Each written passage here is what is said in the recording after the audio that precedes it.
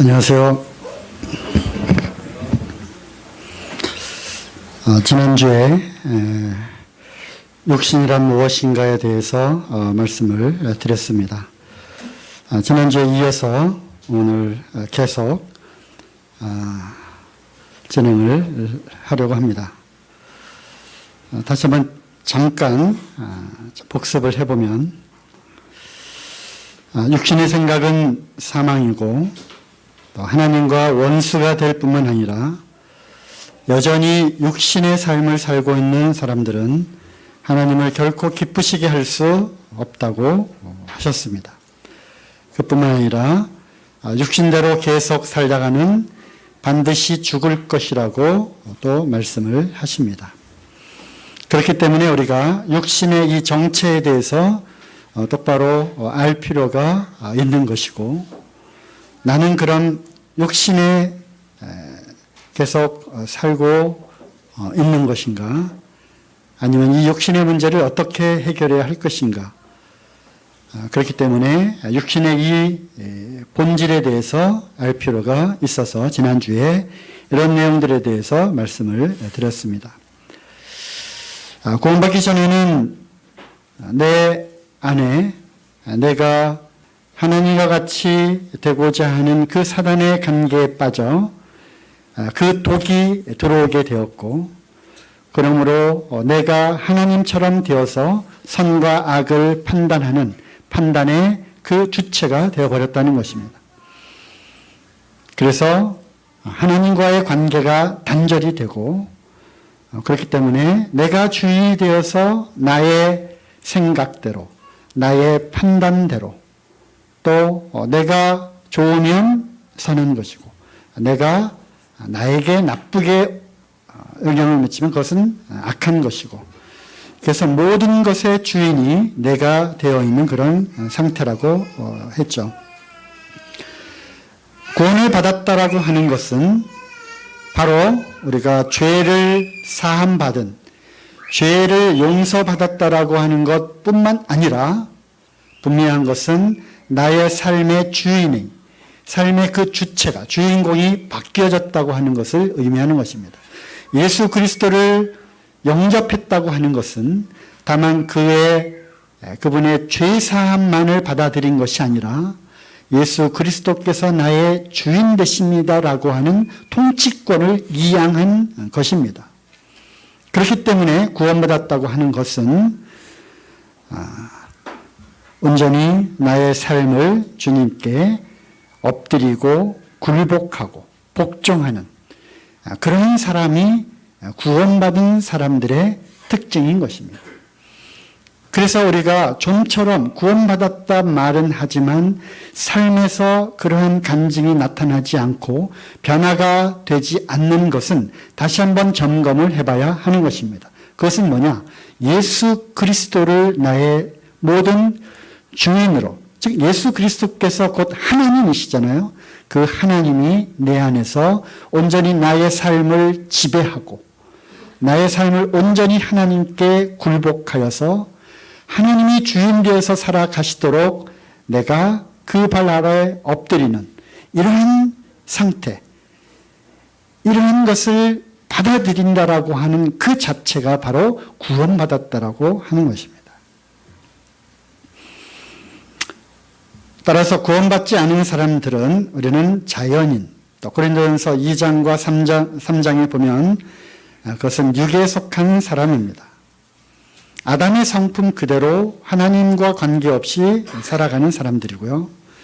구원받았다 하는 것은 곧 예수 그리스도를 아는 것이고, 그것은 곧 성령님을 통해서 누구든지 성령을 통하지 않고선, 성령님이 역사하지 않으면 그리스도를 주라 시인할 수 없고 받아들일 수 없기 때문에 결국 예수 그리스도를 영접한다고 하는 것, 받아들인다고 하는 것, 주인으로 모셔드린다고 하는 것, 그것은 곧 성령님의 인침이 있어야 가능한 것입니다. 그래서 구원받은 사람들은 성령에 속한, 영에 속한 사람들입니다. 즉 새로운 생명, 그리스도의 생명이 이 안에 들어와 있는 하나님의 자녀의 신분을 얻게 된 사람들을 말하는 것이죠.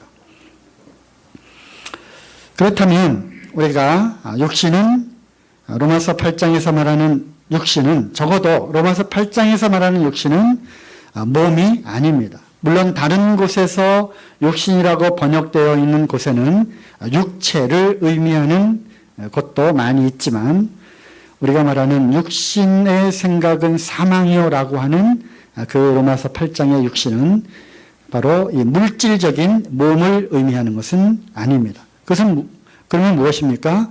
자기의 정욕과 욕심대로 살고자 하는 아담으로부터 그대로 물려받은 죄의 본성 자체를 육신이라고 하는 것이죠. 이것이 구원받은 이후에도 처리되지 못하고 살아서 우리의 영적인 삶을 방해하고 괴롭힙니다.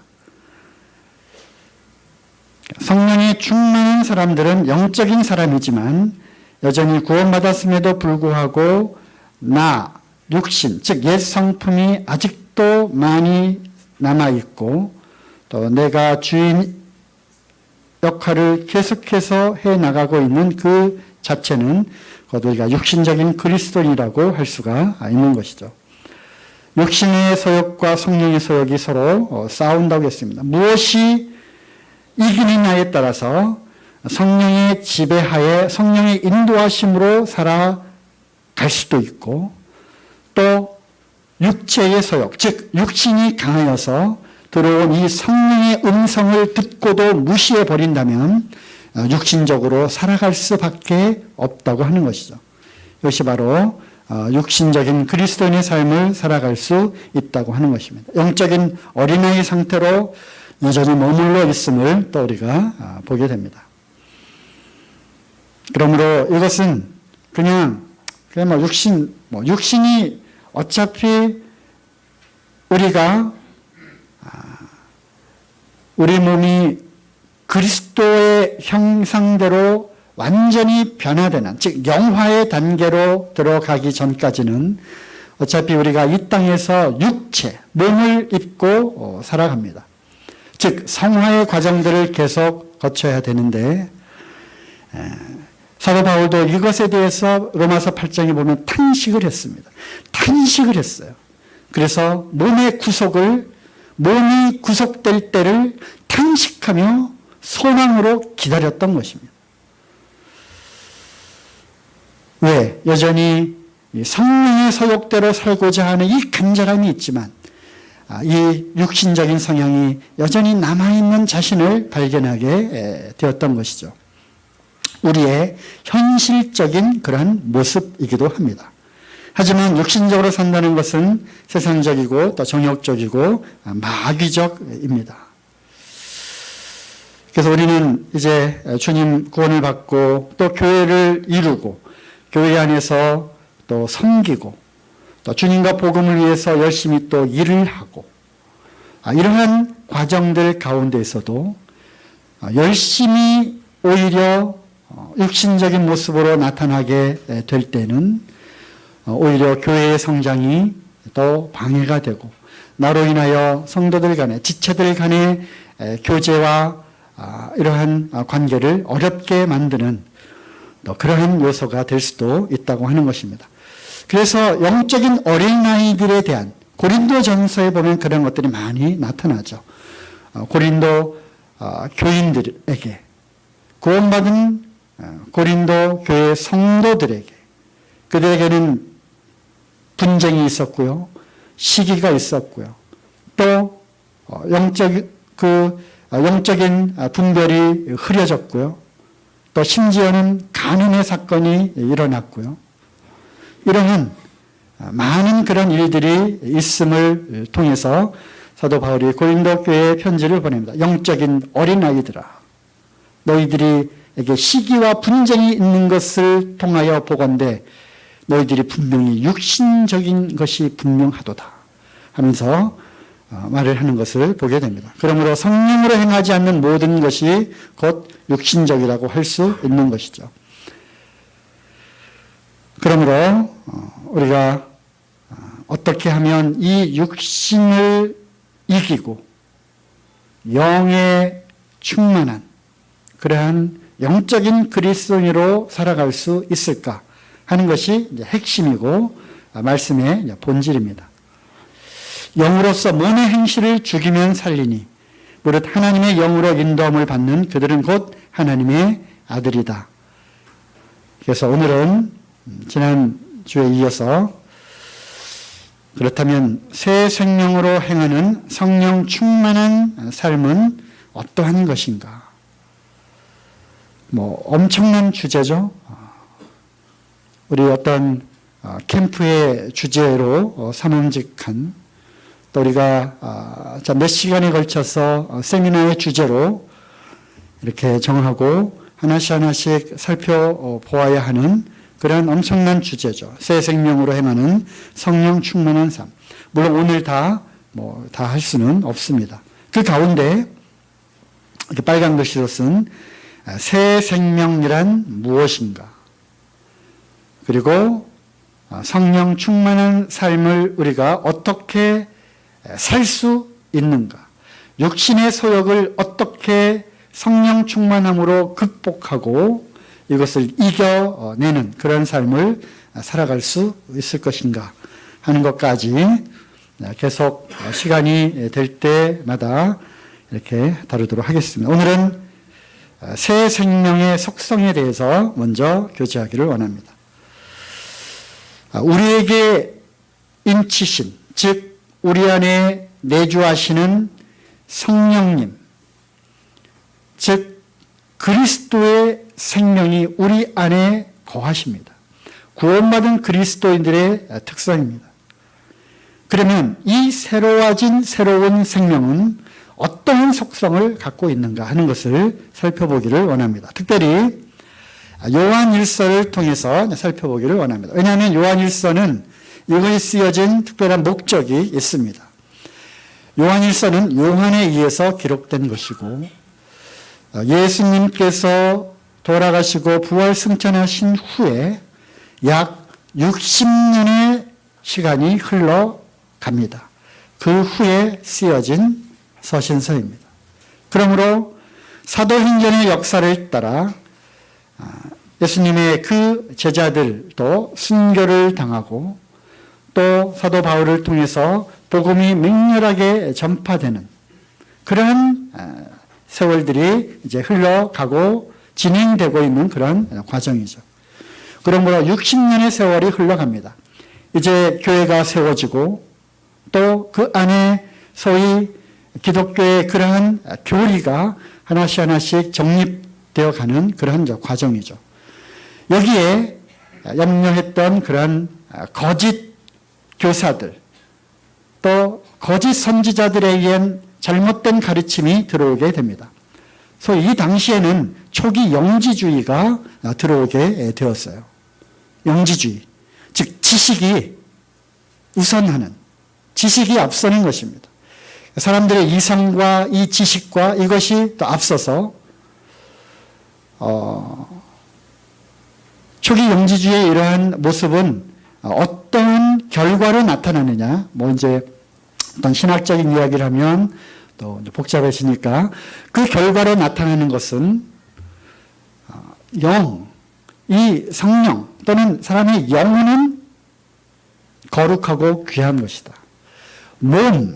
육체는 나쁘고 악한 것이다.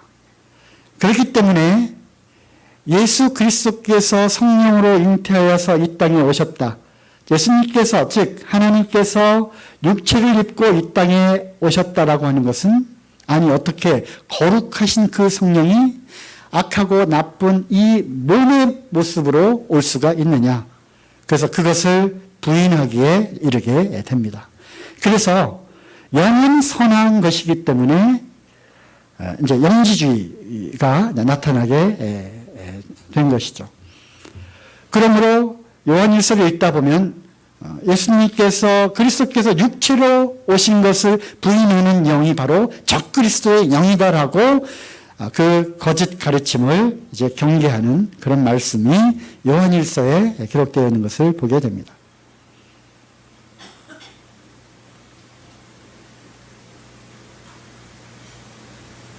그리고 소위 오늘날 표현대로 하면 구원받았다라고 하는, 즉 새로운 생명이 있다라고 하는 사람들의 삶을 통해서 그들이 주장하는 말과 행동과 교리와 이런 걸 통해서 보면 그가 새로운 생명을 가진 자인지 아니면 새로운 생명을 가진 척하는 거짓 영의 활동인지를 분별할 수 있다.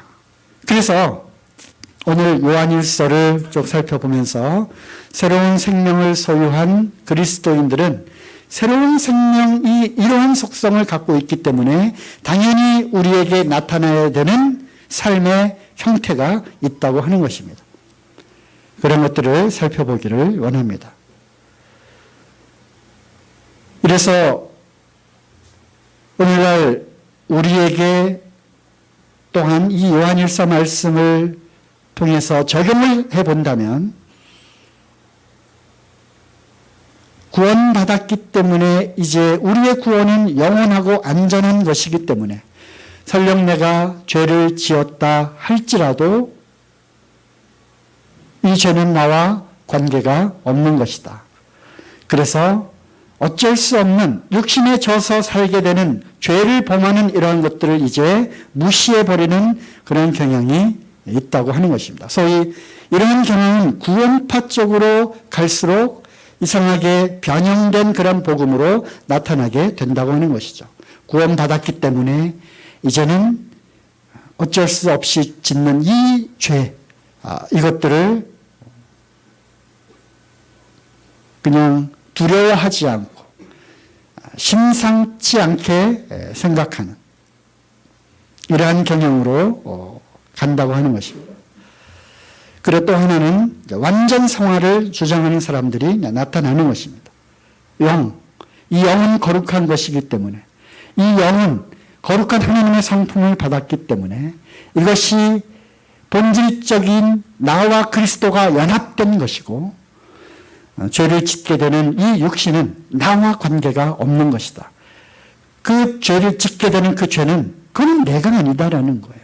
그거는 나의 육신이 짓는 것이다. 그건 나와 관계없는 것이다. 나는 거룩한 성품을 주님으로부터 받은 거룩한 자이기 때문에 그래서 완전 성화 쪽으로 가는 이러한 것들을 우리가 요한일서를 통하여 그 당시 초기 영지주의자들을 경계하라고 주신 이 요한일서의 말씀을 오늘날 좌로나 우로나 치우치려는 이러한 것들을 우리가 경계할 수 있다고 생각을 합니다. 네, 서론이 많이 길어졌습니다만 어쨌든 새 생명의 속성은 어떤 것인지를 요한일서 말씀을 통해서 살펴보기를 원합니다. 요한일서는 요한일서 1장 1절부터 보시겠습니다.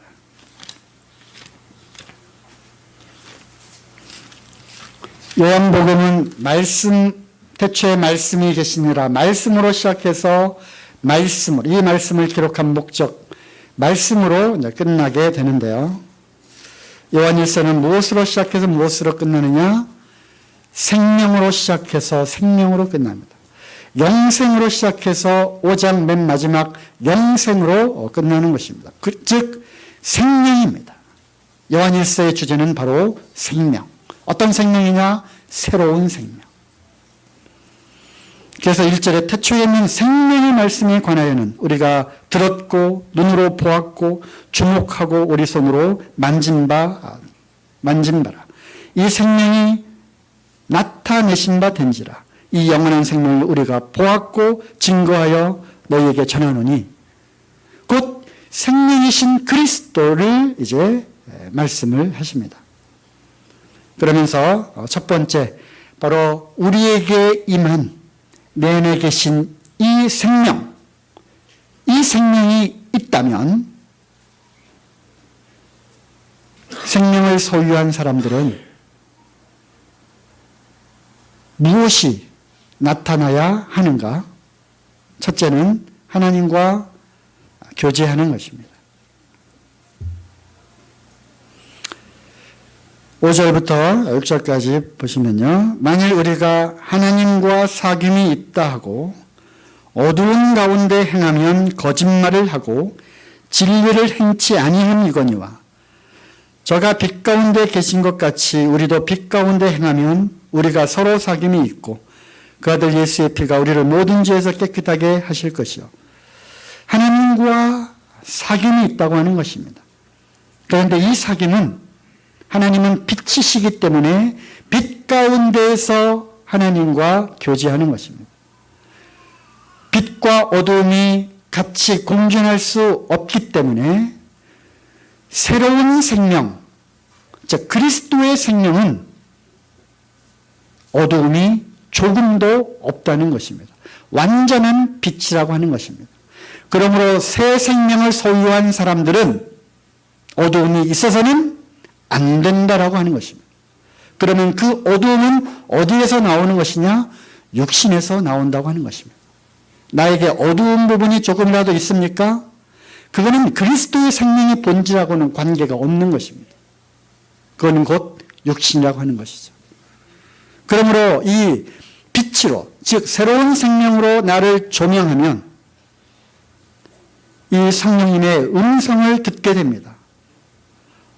어두운 부분이 드러나게 되는 것입니다.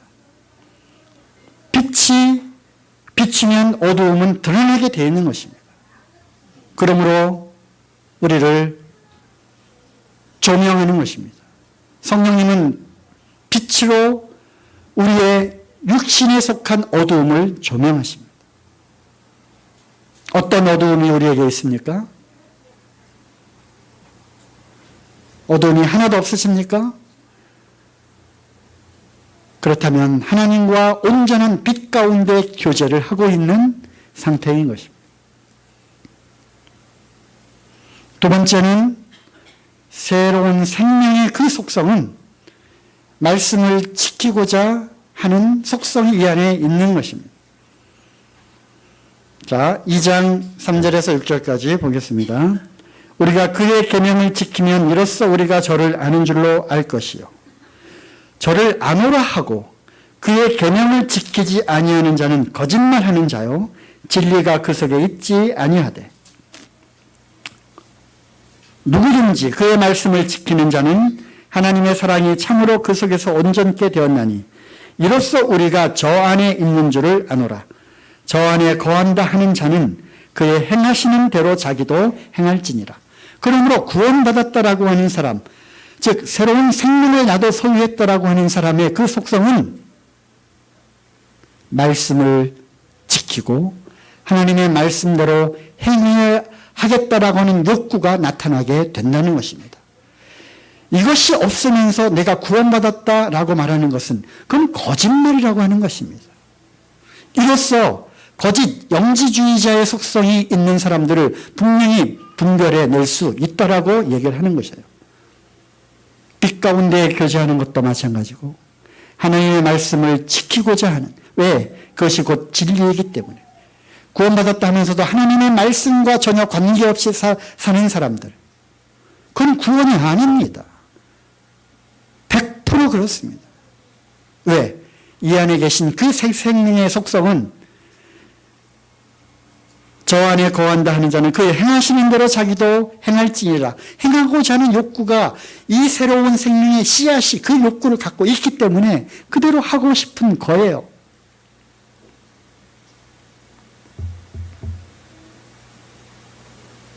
사절에 저를 아노라 하고 안다는 것입니다.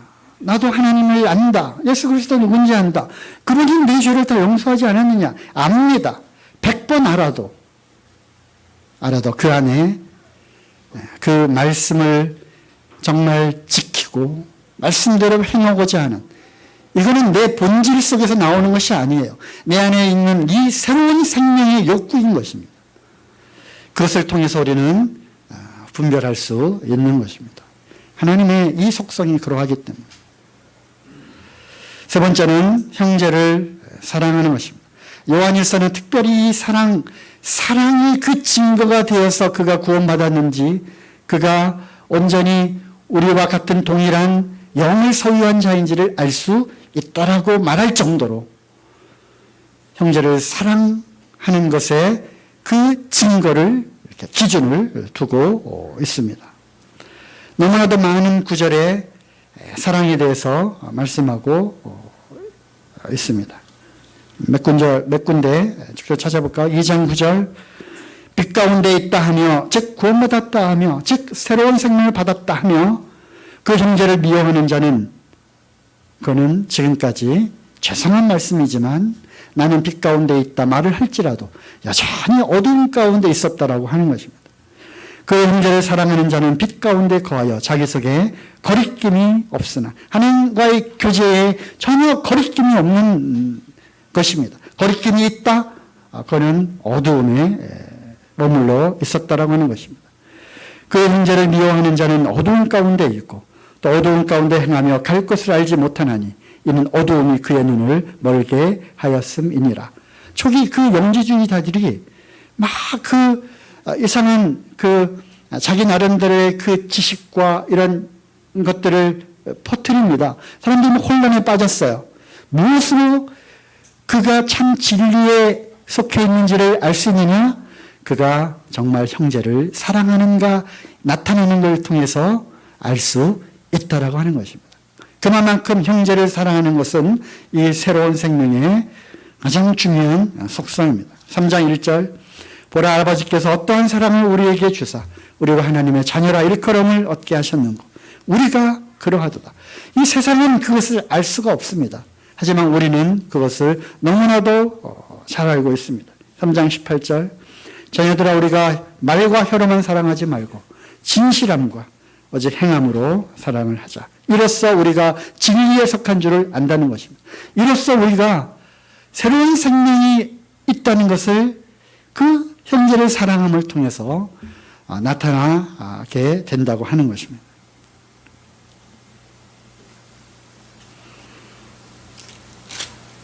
(4장 7절) 사랑하는 자들아 우리가 서로 사랑하자.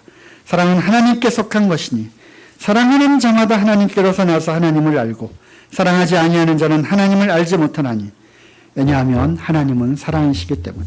그래서 내 안에 나의 삶의 주인이 바뀌었습니다. 하나님을 내 삶의 주인으로 모십니다. 그것은 곧 내 안에 이 하나님의 사랑이 온전하게 이제 나타날 준비가 되었습니다. 그것이 나타납니다 라고 하는 고백인 것입니다. 그런데 이 사랑은 사랑하는데 이 사랑은 인간의 사랑 중에 가장 지극한 사랑은 어머니의 사랑이라고 말씀하시잖아요. 그죠? 어머니의 사랑. 자기 태에서 난 그 자녀. 그를 향한 어머니의 사랑은 자기를 정말 희생할 정도의 그런 사랑이죠. 하지만 하나님의 말씀은 그들을 역시 자기 태에서 난 자녀들일지라도 어머니는 그 자녀를 어떻게 할 수 있다? 버릴 수도 있다는 거예요. 하지만 하나님은 끝까지 자녀들을 버리지 않는 그 사랑인 것입니다. 또 이 사랑은 어떤 사랑입니까? 간혹 우리가 친구들을 사랑하고 나에게 잘해주는 사람들을 다 사랑할 수 있습니다. 간혹 나에게 잘못하는 사람 있다 할지라도 그렇게 사랑해 줄 수 있는 사람이 간혹 있을 수도 있습니다. 하지만 하나님의 사랑은 어디까지 이르는 것입니까? 원수까지도 사랑하는 것입니다. 이것이 진정한 사랑의 속성인 것입니다.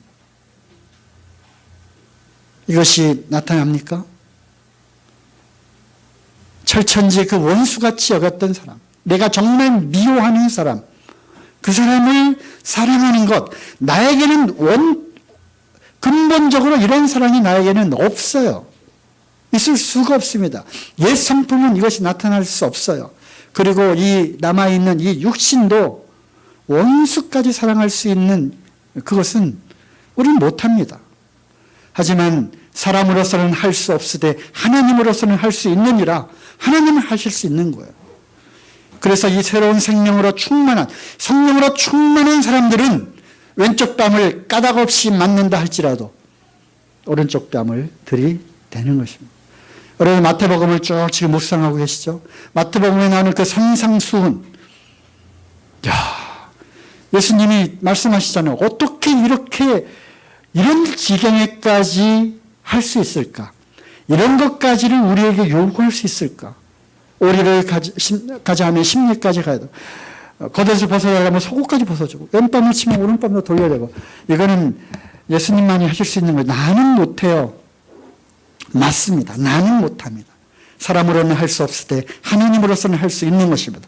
이 하나님이 내 안에 들어와 계시면, 그 하나님은 사랑이신 그 하나님의 사랑이 내 안에 들어와 계시면, 이것이 충만하면 나는 그렇게 못할지라도 그 육신적인 생각이 성령으로 꽉 덮여지면 나타나게 되어 있는 것입니다. 나에게 정말 철천지 원수처럼 나에게 했던 사람일지라도 이것이 그리스도의 생명으로 온전히 사로잡히게 된다면 나도 예수님처럼 그렇게 행해질 수 있는 것입니다. 이것이 바로 새로운 생명의 속성이기 때문에 그런 것입니다. 4장 세상을 사랑하지 않는 것입니다. 2장 15절부터 16절 이 세상이나 세상에 있는 것들을 사랑치 말라. 누구든지 세상을 사랑하면 아버지의 사랑이 그 속에 있지 아니하니 이는 세상에 있는 모든 것이 육신의 정욕과 안목의 정욕과 이생의 자랑이니 다 아버지께로 쫓아온 것이 아니오 세상으로 쫓아온 것이니 이 세상도 그 정욕도 지나가되 오직 하나님의 뜻을 행하는 이는 영원히 거하시느니라. 세상적이다 하는 것은 육신적이고 그것은 마귀적인 것이라고 했습니다. 이 세상은 온통 지금 마귀의 영에 가득한 것이 바로 세상입니다. 이 세상은 그리스도를 알지 못해서 그리스도 십자가에 못 박은 것입니다. 세상과 친해지려고 하지 마십시오. 세상으로부터 인정받으려고 하지 마십시오. 우리는 왕따입니다. 그렇게 살아가는 것이 당연한 것입니다. 왕따가 뭔지 아십니까? 왕처럼 따로 노는 것. 그게 왕따입니다. 우리는 왕입니다. 따로 놀아야죠. 왜 세상에 속한 사람들, 저 아래 것들하고 같이 끼웃거리며 거기에서 인정을 받으며 그것을 즐기며 그것은 바로 육신입니다. 그거는 마귀적인 것으로부터 나온 것입니다. 하나님의 이 근본적인 속성은 새로운 속성은 세상과 대적하는 것입니다. 세상과 친밀할 수가 없는 것입니다. 빛과 어둠이 같이 할 수 없듯이 그리스도와 벨리알이 함께 할 수 없듯이 믿는 자와 믿지 않는 자가 같이 멍해할 수 없는 것입니다. 세상에 기웃거리지 마십시오. 그걸 통해서 알 수 있습니다. 이 사람이 육신적인 그리스도인인지 아니면 성령으로 충만한 하나님의 이 속성이 나타나는 그리스도인인지 아니면 아직 구원받지 못한 사람들인지 그래서 여전히 세상에 속해 있는 자연인인지 알 수 있는 것입니다. 무엇을 근거로 세상을 사랑하는지 하나님을 사랑하는지 정도에 따라서 죄를 짓지 않습니다. 이거 중요한 것이죠. 이것이 자칫 잘못 해석이 되어서 나는 이제 더 이상 죄를 짓지 않는다라고 말하는 완전 성화가 여기서 나타나는 거예요. 맞습니다. 이 새로운 이 생명의 그 자체는 하나님의 씨앗이기 때문에 그는 죄를 지을 수 없는 것입니다. 말씀에 나와 요한일서에 3장 4절부터 6절까지 죄를 짓는 자마다 불법을 행하나니 죄는 불법이니라. 그가 우리 죄를 없이 하려고 나타내신 바 된 것을 너희가 아나니 그에게는 죄가 없으니라. 그 안에 거하는 자마다 범죄하지 아니하나니 맞습니다. 그래서 성령이 충만한 그래서 완전한 그 지배하에 있는 사람들은 죄를 범하지 않습니다. 왜? 온전히 성령님에 이끌려서 살아가기 때문에 이것이 본질적인 하나님의 속성이기 때문에 하지만 말씀드렸죠. 하지만 우리 몸의 그 구속의 날까지 우리에게는 정말 그 해결할 수 없는 그것이 있기 때문에 탄식한다고 하는 것입니다. 점점 우리는 구원받았을 뿐만 아니라 지금도 구원을 받아가고 있는 상태이고요. 또 이제 완전한 구원, 영화의 단계로 들어가는 것. 이제 구원의 과거, 현재, 미래, 삼중적인 것입니다. 구원받았고 또 구원을 이루어 가는 중이고 성화, 또 몸과 완전한 그 몸의 변화가 되는 영화, 마지막 남아있는 미래의 구원입니다. 3장 8절, 9절, 9절입니다. 하나님께로서 난 자마다 죄를 짓지 아니하나니 왜냐하면 하나님의 씨가 그 속에 거하기 때문이요. 저도 범죄치 못하는 것은 하나님께로 났습니다. 그래서 하나님의 생명을 소유한 사람들, 새로운 생명은 죄를 지을 수 있다 없다? 없는 것입니다. 분명히 하십시오. 죄를 지을 수 없습니다. 그러면 나에게 나타나는 이 죄들은 무엇입니까? 그거는 100% 무엇입니까? 육신으로 나타나기 때문에 그런 것입니다. 이것이 바로 육신인 것입니다. 아담으로부터 물려받은 죄의 그 본성, 이것이 죽지 않았기 때문에, 이것이 해결되지 않았기 때문에, 이것 십자가에서 온전히 처리가 되지 않았기 때문에 나타나는 것입니다. 5장 18절에도 분명히 말씀하고 계십니다. 하나님께로부터 난 자마다 범죄하지 않는다.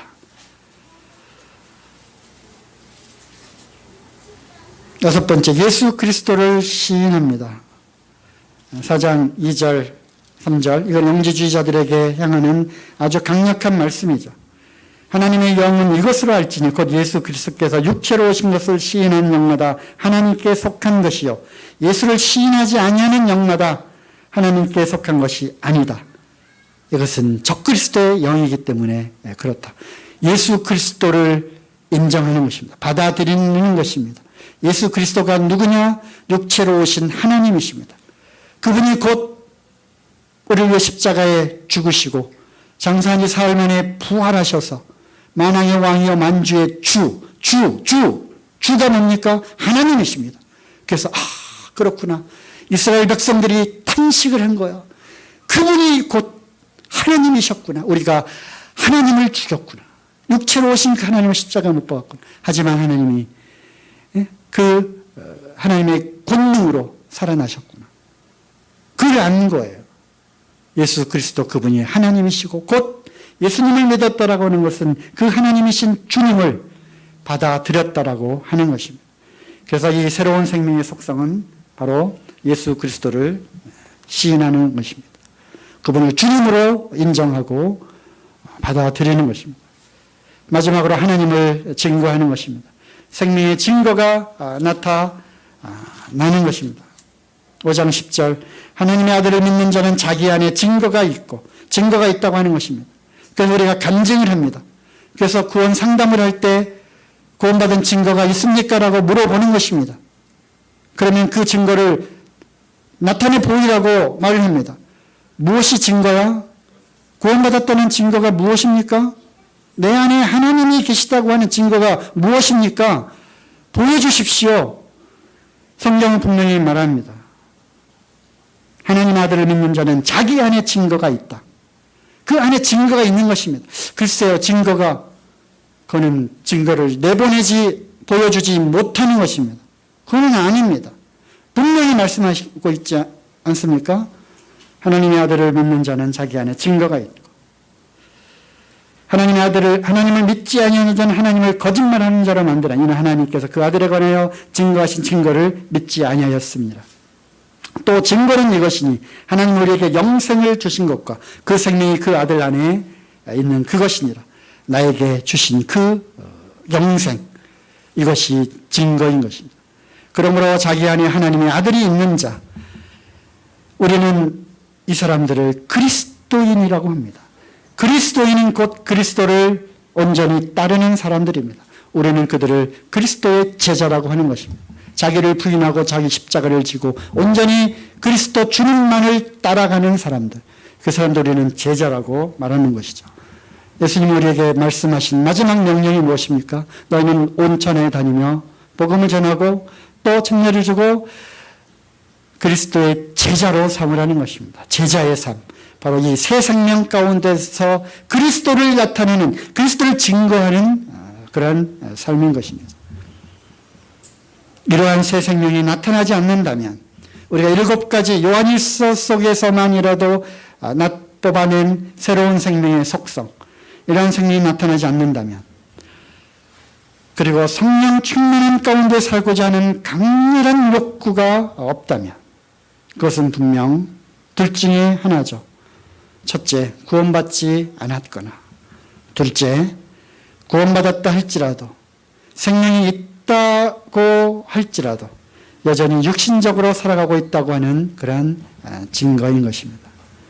그렇다면 이제 우리에게 이런 새로운 생명, 내 안에 계신 그리스도 영으로 충만해서 이 7가지 이 속성이 정말 그냥 자연스럽게 나타나는 이런 성령 충만한 삶을 우리가 어떻게 살 수 있을까?